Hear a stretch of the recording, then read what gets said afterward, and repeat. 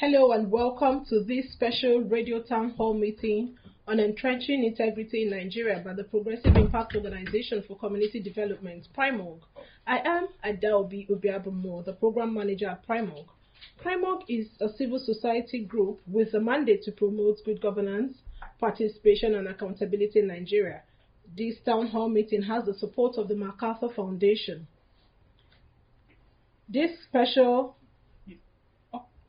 Please watch us on our live stream on Facebook at Official PRIMORG if it is convenient for you. The spelling of PRIMORG is PRIMORG.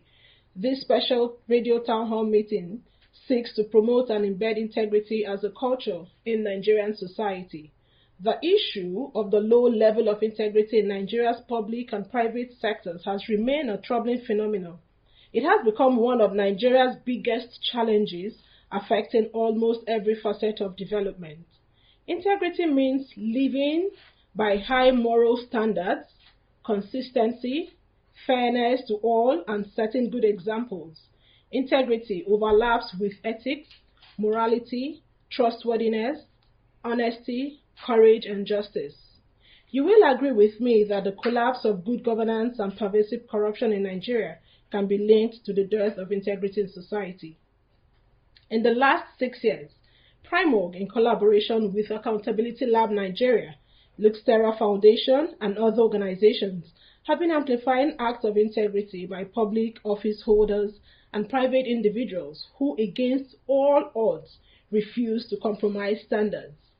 These partnerships brought to public light integrity deeds of over 20 public servants and private individuals. In this past couple of years, integrity acts of personalities such as ACP Francis Erabo, an outstanding policeman, Philip Ezebulam, an upright civil servant, Professor Magdalene Ibolu, an upright and disciplined lecturer, and lots of others whose stories reinforce the belief that there are lots of Nigerians living above board. While their stories of integrity are uplifting, there is no denying that corruption and moral decadence remain a significant challenge in today's Nigeria. The role of religion in shaping ethical and moral values at this point cannot be overemphasized, as it contributes majorly to governance and several other aspects of public life. Nigeria is Africa's most populous country, with an estimated over 230 million people. Islam and Christianity dominate about 90% of the population. A lot of Nigerians argue that the situation in the country is such that religion has been unable to tame or reduce corruption, promote integrity, and address moral decadence as expected. The question today is how Nigeria got to this disturbing point of low integrity. As a nation, where must Nigeria start in entrenching integrity? Where should we start in combating corruption and diminishing moral values in Nigeria? But to join the conversation, kindly send your views to 0902 265 6167. That is 0902 265 6167. The spelling of PRIMORG again is PRIMORG. And if you just joined us, this radio town hall meeting on integrity in Nigeria, my guests for today's program are Imam Faoud Adeyemi, National Chief Imam, Al-Habibiyya Islamic Society, Mike Ebe, Project Coordinator at Luxterra Leadership Foundation, who is representing Father George Husani, Nenga Shuiwa, Program Officer, Accountability Lab Nigeria. Thank you and welcome to this edition of our radio town hall meeting on integrity. But let's start the conversation first off with Mike Ebe. Decades ago, Nigerian society was not known for corruption, and integrity issues, as much as we have today, have changed. How did we get here? What really transpired? Thank you, Igolo, for bringing us here to this town hall meeting. I guess the problem of Nigeria, as monumental as we find it now, has had so many factors that has lingered several years. for some of us who would consider ourselves fairly young, we probably would not even have good memory about a lot of things that have happened. But I believe that the issue about leadership, political leadership, I mean, and perhaps the involvement of the military and all of that is probably contributory to the steady decline that we have had. But in your introduction, which is the crux of the invitation that we have coming here, you've highlighted the dimension of the role that religion perhaps play. And I would say that with the decadence or the lack of proper leadership and the issue about the economy and all of that, people are just generally overwhelmed and have gone so low, wanting to take what I would describe as short corners, okay, to get by any means possible. So for me, basically, I would say it's a leadership crisis that we've had in Nigeria. Leadership crisis. Okay, let's get to Imam Faoud Adeyemi, who is the National Chief Imam and also the ED at Al Habibiyah Islamic Society. Welcome once again. Thank you so much. For the position that you hold as the Chief Imam, I know a whole lot of Nigerians look up to you. How worried are you about the steady decline of integrity in Nigeria? And what has happened to us as a society? Thank you so much. I really thank God that we are here. For any reasonable person that fairly young, let me use my brother's language, we know that Nigeria has been a pride, not just of Nigerians, of the entire world. You know, Nigerians, God in His infinite mercy has given us what He did not give almost all the countries of the world. There's a verse in the Quran, I always say it's the verse of Nigeria. Because of time, I will not quote the Arabic word. In chapter 9 of the glorious Quran, I say, there is a community, there is a nation, that we are blessed, that we give sustenance from heaven and from the heart and from everywhere. And they live harmoniously, peacefully, and prosperously. But Allah say at a time, they disbelieve in God. Allah say now cover them with hunger and fear because of the work which they do.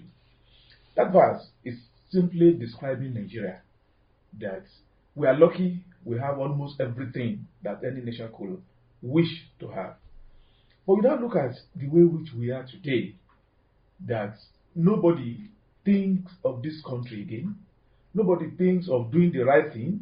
Everybody, even in religious houses, his main concern is his own pockets, is his own self, not in the right way. If you are concerned about yourself in the right way, nothing is wrong with that. But you deprive others for you to get to where or what you think you want to get. That is where integrity matters. People are not even feeling shy to steal. People are not feeling shy to cheat. People are not feeling shy to scheme in a wrong way. And when you tell them, you say they are doing it. What will even shock you the most are the children that are also being involved. We are complaining that people, they do not have integrity, they do not have shame, they do not have any concern for anybody. Now, by the time you listen to some children, you will be afraid that a day will be a day. If nothing is being done, we may actually end for a collapse. For anybody who is concerned, for anybody who thinks well, this challenge we're having now should become a great concern to that person. And I want to appreciate PRIMORG because this is a great concern. Somebody has to take it up and something has to be done about it.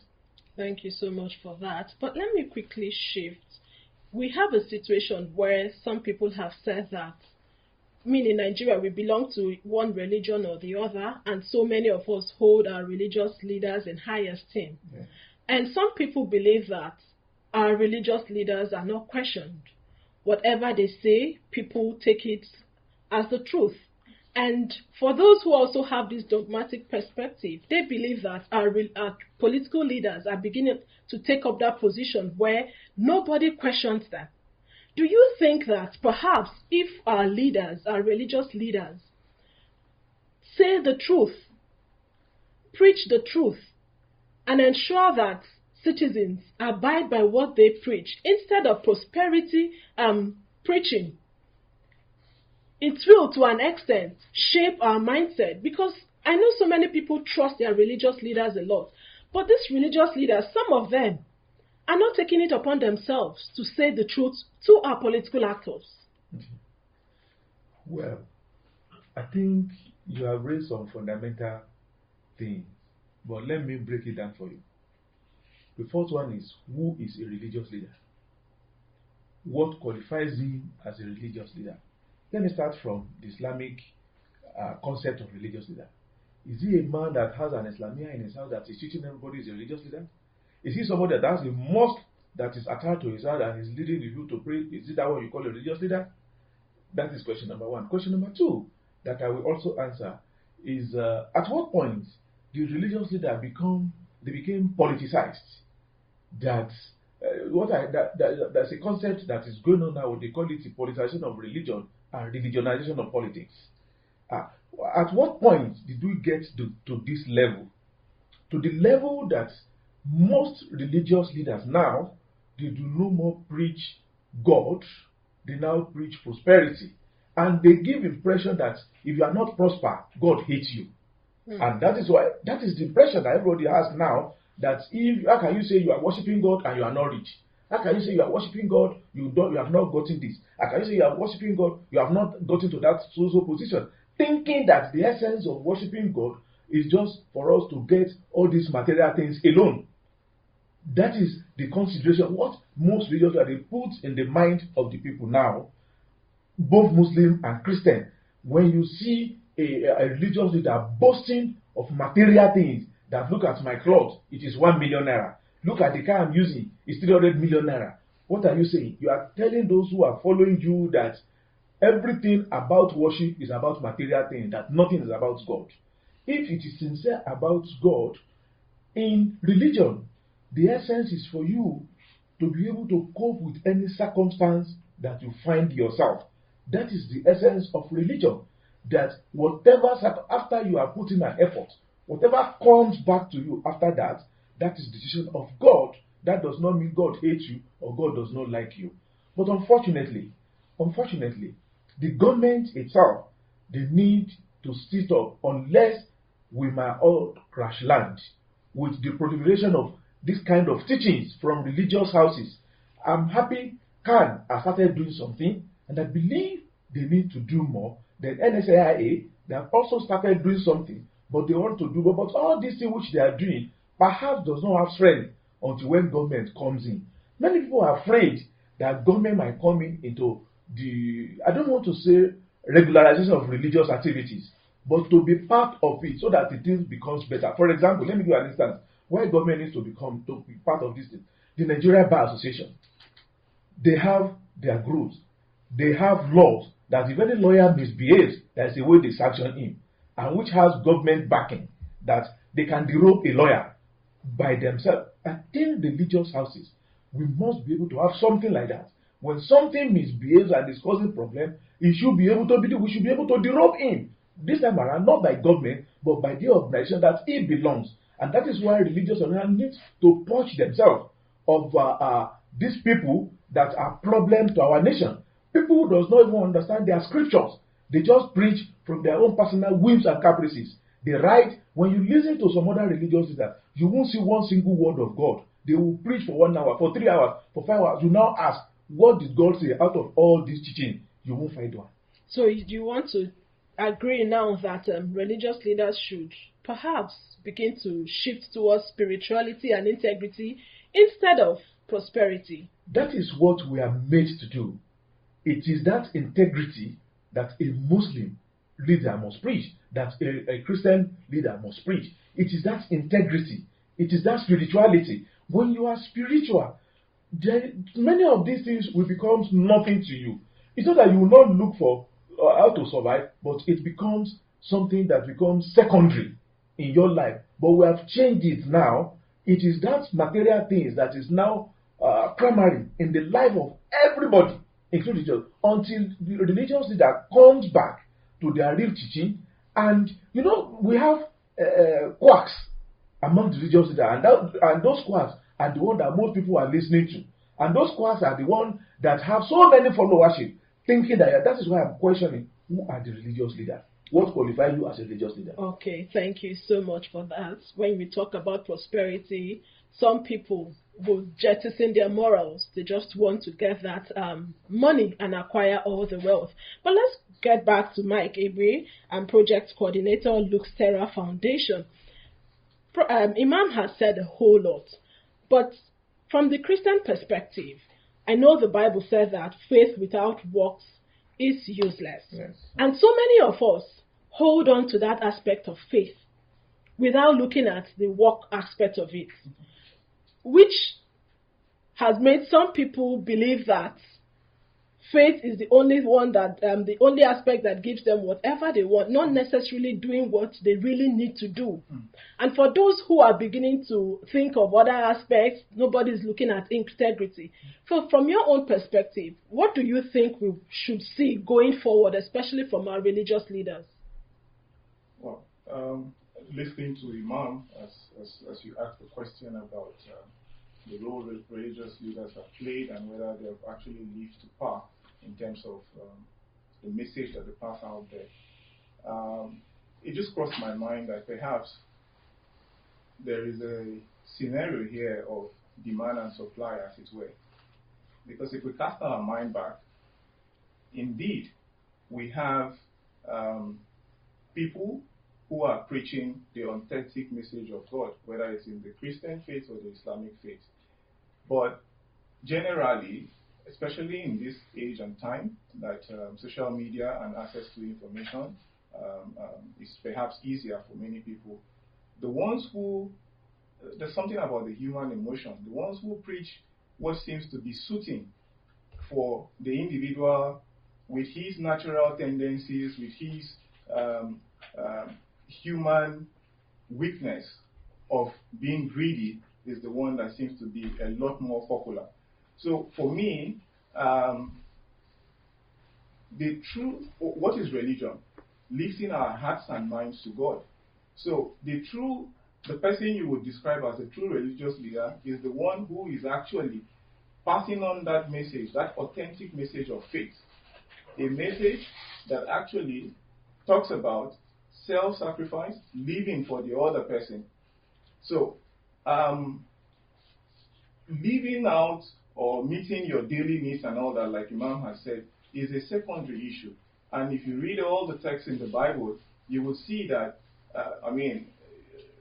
what does a man gain if he loses the whole, if he gains the whole world and loses his soul? So that's the crux for us of the Christian and Islamic faith. And I think there are several commonalities, as we also deal with people of the Islamic faith, by the way. And if you check the Quran and the Christian text, you will see that all of these tenets that actually draws people to self-sacrifice, living for the neighbor, showing love, kindness, is all that the Bible actually preaches. So for us, that's the key message here. I know that some religious leaders speak or preach about integrity. They highlight some of the challenges that we are facing in the society, and they also urge some of our leaders, talking about political leaders, to do more.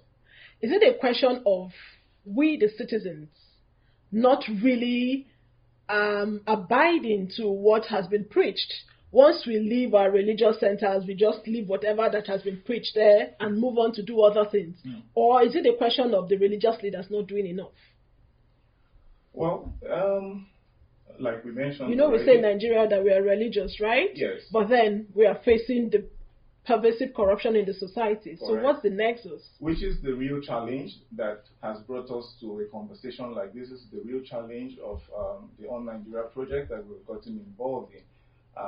And I can tell you that for an organization like Luke Terra, the question, just the way you've asked it, is the perhaps the main theme of our discussion with every group that we have met with, to say, almost like you say you are a Christian or a Muslim, how come you can still find such and such in your own life? And with very serious behavioral insights approach that we now use, if I really intend to transform the lives of my congregation by teaching them the truth, these preachings actually also putting into context what the human being is going through, and perhaps the best way to get the result that you want, which is change. So, when you talked about religious leaders generally, let's imagine that there was a sermon in a church.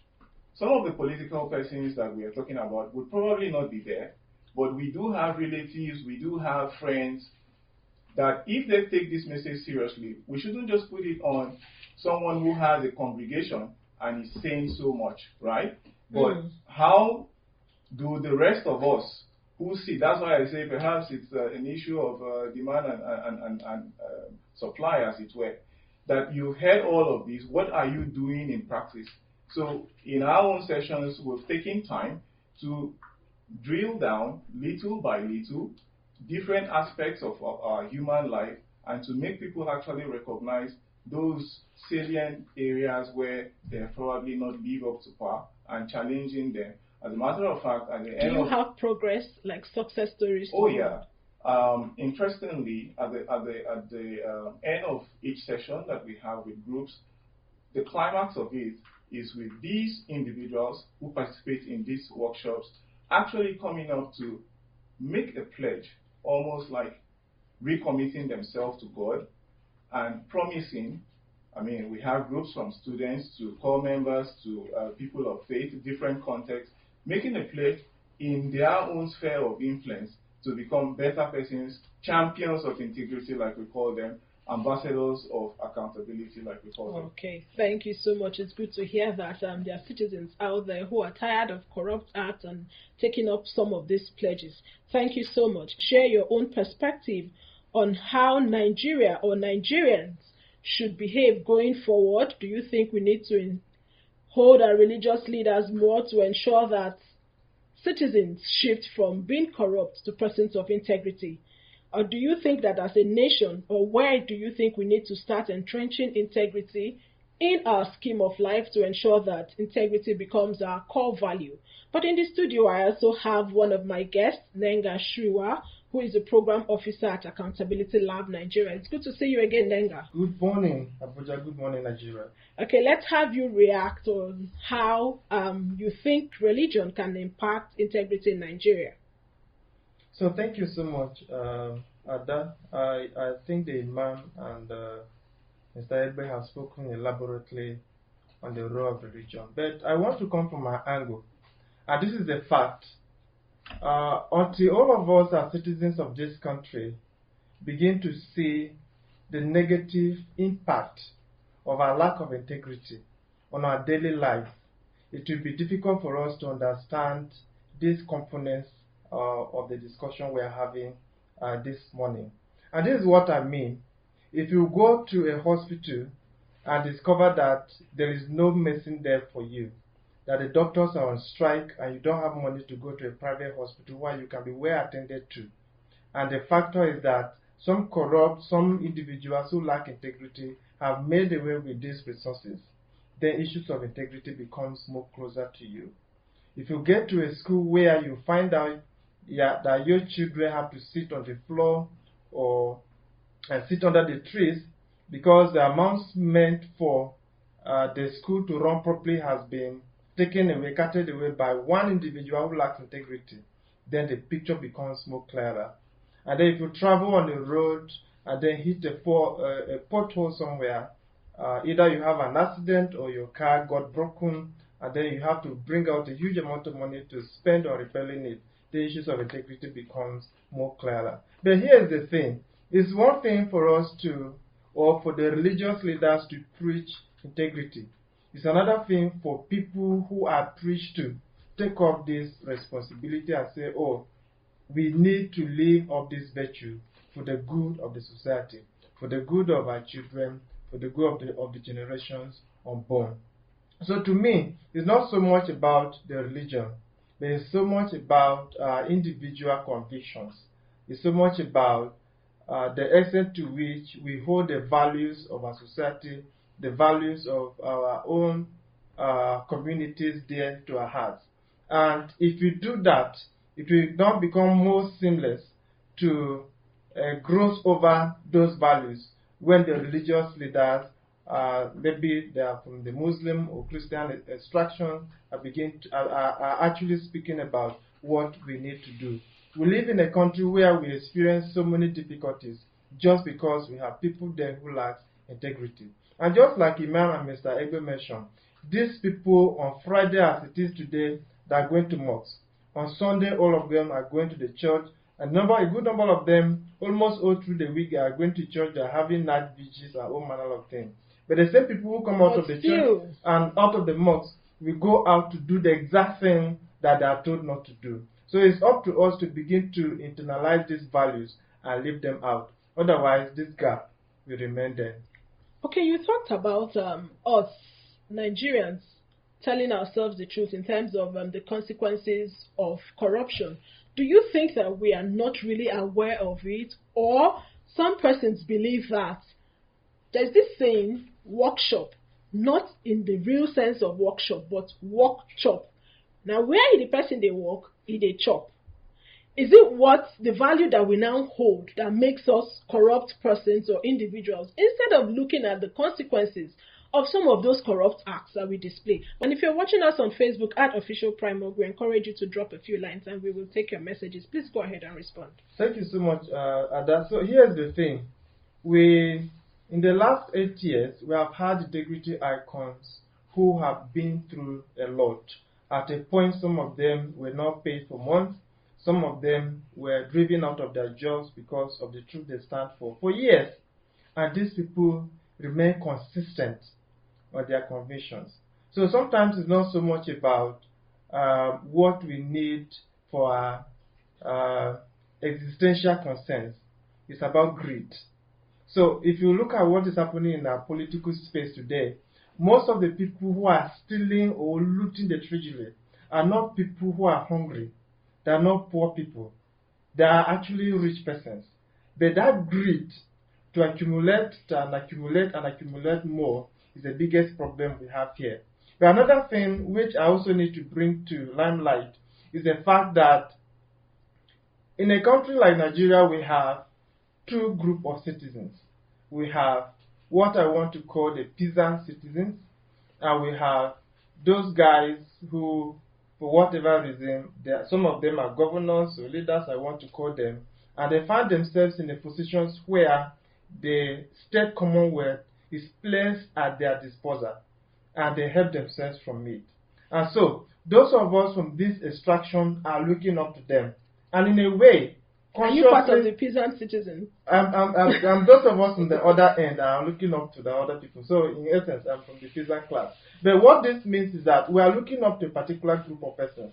So in a way, they serve as models. And that is why Imam spoke about this, and he was very correct.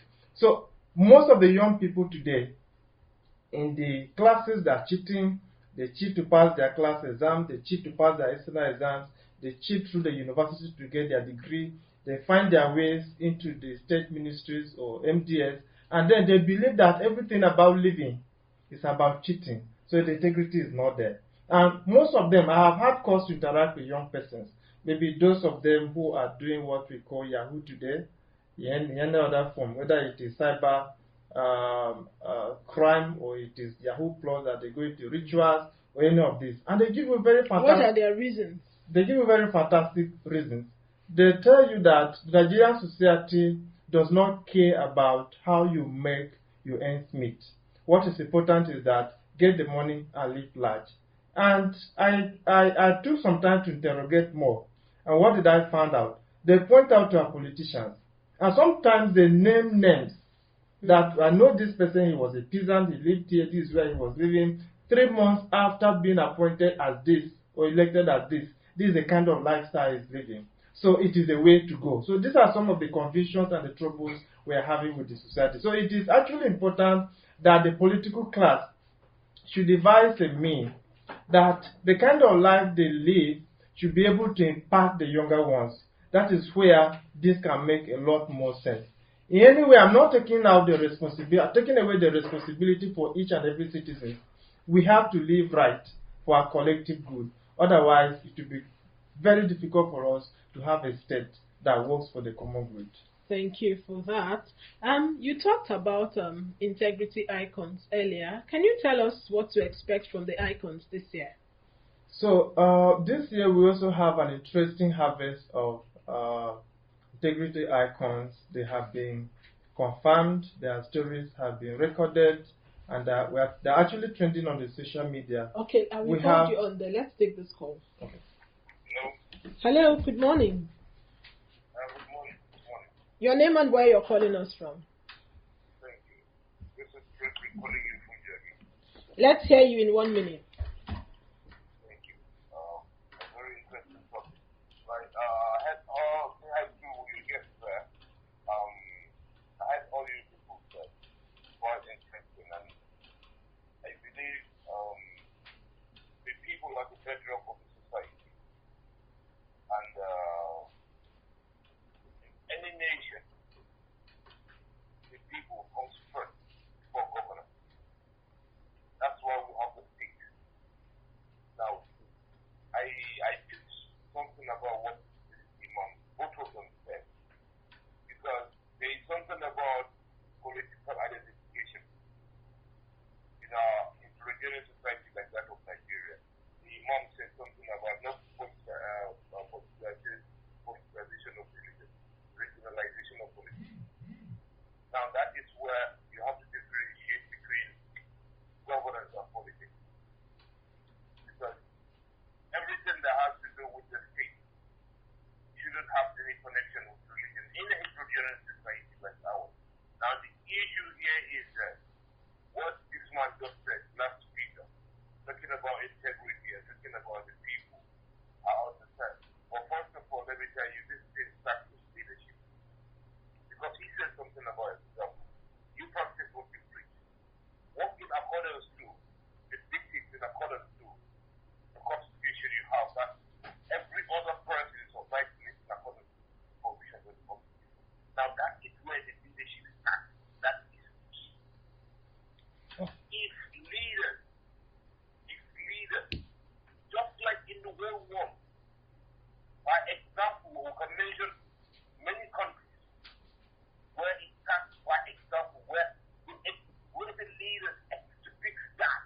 Please, can you wrap up in 30 seconds so that we can give other people the opportunity to All talk? right, thank you. So everything about this that I believe is the leadership. That is leadership deficit. It's not about the people, because the people live their lives in accordance to how they believe. That is according to whatever the religion which they have. Okay. Leadership. Thank you so much. Calling on our leaders to do the right thing so that the citizens can emulate. Please go ahead and continue. So we have interesting harvest of icons this year, 2 from procurement, 1 from security from the police, 1 from education, and then we have the other from health. So these are interesting people who, just like I mentioned, have struggled against all odds with their meager earning, turned down large chunks of amounts of money, and then rejected certain offers that, in quotes, would have made them better person. We have 2 of them from Lagos, 1 from Kano. I don't want to mention their names on the radio for now, because they've not been unveiled. But we have 1 from Edo State from procurement. We have a police officer from Kano State. We have a local government official from Lagos. We have an auditor from Lagos again. And we have an educationist from Ondo State. And these are amazing people. Ordinary Nigerians are doing amazing things in their respective spaces. It's good to know that we have persons of integrity out there. But do you think that the icons that we have had before that they've also worked on replicating themselves, producing other citizens and encouraging other people to be like them, to be persons of integrity? So a good number of them, in fact, actually all of them are doing this. But let me quickly say this. They are doing this not without challenges. There are challenges from their superiors, who most of them don't want them to do it. We have a case, I don't want to mention the name. The man is about resigning his position as we speak because his superior who appointed him has blocked every avenue that he has plotted to make the work of procurement in the state better. And this is a huge challenge. But to answer your question straight, all of them are building they are building their mentees, their colleagues around them, to behave like them. Our icon in NYSC has turned up at the moment more than 5,000 young Nigerians who are replicating his kind of values in their respective states. He has been doing this over the years, so some of them are now into public service and are doing exactly what he taught them while they were in the NYSC. We have the policeman, ACP Yorabo, doing the same thing with the younger police officers around him, and practically all of them. And this is going on. And because we also form cohorts, we have a cohort of. So you get to monitor them. Yes, we get to monitor what they are doing, and they mentor so many other persons. So, for instance, the Southern cohort, they're having a webinar on the 27th of this month to expose students to what they need to do in matters of sextortion. And this is the amazing work that many of them are doing, bringing up that campaign and bringing more persons on board. Thank you so much, and thank you to your team at Accountability Lab. And let's look for solutions, recommendations, because our last caller talked about what you said initially, politicizing religion and religion interfering with politics. So what do you think, or what would be your advice to our leaders and citizens out there? Well, thank you so much. This, I think it has to start with us. What I mean with us, the religious leaders, one. It's about 4 or 5 segments that is to do these things together. Religious leaders, they have their contribution. What do I call it? Traditional or community leaders, they have their contribution. Even governments, they have their own, including law enforcement agents. Let's take it from religious institutions and community institutions. Somebody who has just stolen billions of naira is coming back. The first thing you do is that you give him a chieftaincy title in the community. What you are telling everybody in that community is that please go and steal. Like what my friend just said. I said, what do you hear from these children is that how you make money is not motive. It's not the important thing. It is you just have to make money and become somebody in the community. So the community leader has to do that. Then also the religious leaders. One, first and foremost, we have to live by example. That is number one thing from the religious leader. It is not how much you say that impacts on people, but the way you do things is what impacts on the people. Let me give you an instance. We have one young boy in the mosque one day. In our mosque, we used to give him food, and this boy was to be in charge of the younger ones. He was giving food. When we saw that he has given everybody food, it remained about 4 or 5 people have not got it, including himself. He didn't get. We gave him another set to go and give. By the time we gave him, some other children also came. He gave them their own. So we still noticed that this boy, it is one man who actually noticed that. He said, this boy, I can probably say his name is Mustafa, somebody said, this boy has been giving people, has been the one in charge of food. He did not think of himself. But he did not think of himself. Somebody now called him. He said, which school do you go? He said, he's not going to school. Where is your parents? To cut the story short, a man took over everything about his school and all his younger ones in the mosque that day because of what he has done. So integrity pays. It pays. It pays. In fact, it lasts longer. For example, I come from a family of scholars. My great-grandfather that I did not know, I met a man one day. I was in a problem. That person too is an imam. And I went to Imam, that Imam has also said, come to my house. And I was in his house. He gave me so many things that I'm proud that I have today as an imam. That man actually was the one who gave me. When he gave me, I knelt down to thank him, to want to give him. He said, I wanted to give him something. Shut up your mouth. Who knows who? It was your father who made me what I am. And so, for life, I will continue to pay his family. This is the father that did not meet. The father that helped him. So, we have seen that integrity is the only thing that lasts. You can use integrity to buy what money cannot buy. I can tell you authoritatively, with my life, I can tell you authoritatively that you will live as if you are the richest man if you have integrity and you serve as a symbol for all other people. I remember last year's big Salah, I did not have money to buy a ram. And I was very happy that I didn't have it. And I was proud to say it in public. What follows, I will not say it out. That the kind of blessing I now got, people were so surprised that you say you're a holy man, that you don't have money to buy a ram. I said, I don't have. The one that was slaughtered is for the public. It was not for me. It was just the vision of an imam. So anybody who is there is the owner. The people. So the religious leaders, we have to live by example. Exactly. The religious leader, the community leader, should be able to be community leaders, not to lead people into destruction by supporting people. And also, it is not only those who are rich we recognize in the churches and in our mosque. We should be able to recognize everybody that have been doing one thing or the other that is good. And also government. It is this thing, when somebody does something and there is no repercussion, this is the greatest challenge. You see somebody that has stolen so much money, we hear the hype on the television and radio that they have arrested. A month later, you see him becoming the king, you see him becoming the chief in the community. At the end of the day, nothing has happened. So, but what would be your advice to citizens, the person listening to you at this point in time, in 1 minute? The issue is that integrity pays.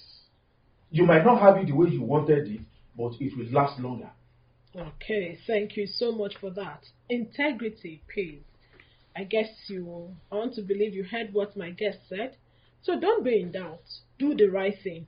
Let's quickly get the recommendation from Mike Egbe, who is the project coordinator at Luxterra Leadership Foundation.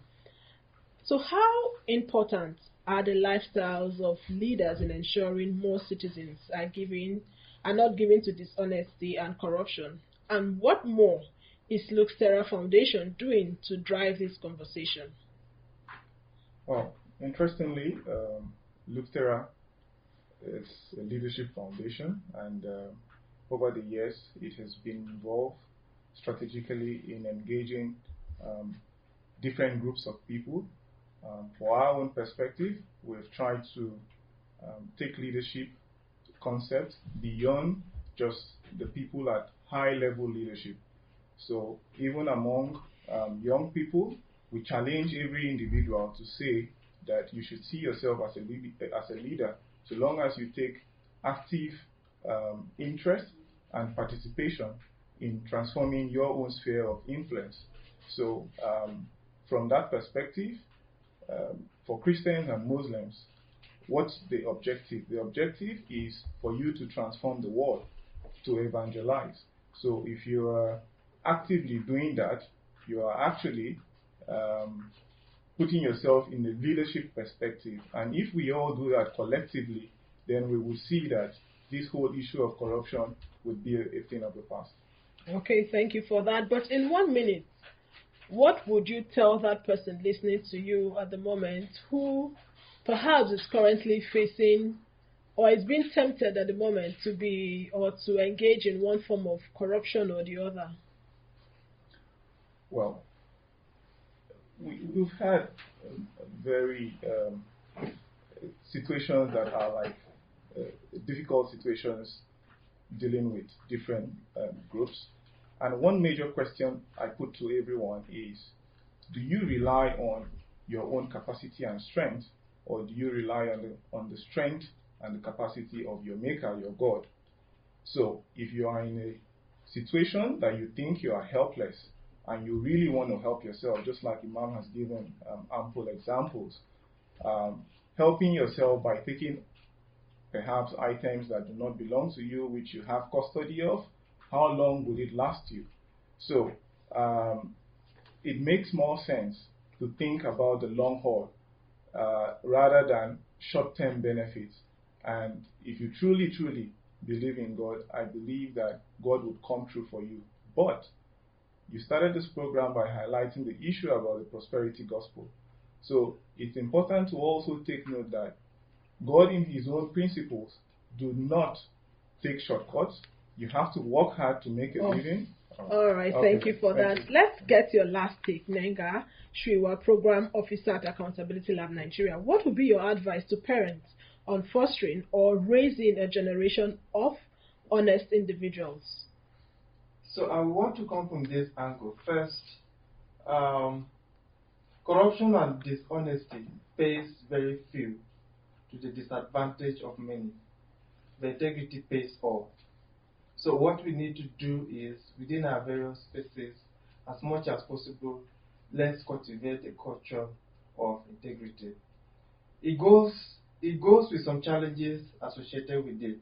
But when we persevere, the benefits outweighs the challenges, and this is why it is the way to go. I know in the course of this year, we have had so many challenges with people who try to speak out for things to be done correctly. So two things I want to say at this point. One, we have to do the right thing. And two, we have to demand that the right thing should be done. And demanding for this, sometimes there are challenges. I know early this year, one journalist who published a contract which was given to a restaurant to build a school and never existed anywhere was picked up. Another one was So there are consequences. There are consequences. Another one was picked sometime in July. Last week, a young man from Taraba State who called the attention of the senator that the roads in the senatorial district are bad got arrested by the police on the invitation of the senator's wife. So these challenges are there, but we have to stand up and stand insisting that these things be done. Otherwise, our society will continue to decay to our own greatest disadvantage. And that is what we do not want.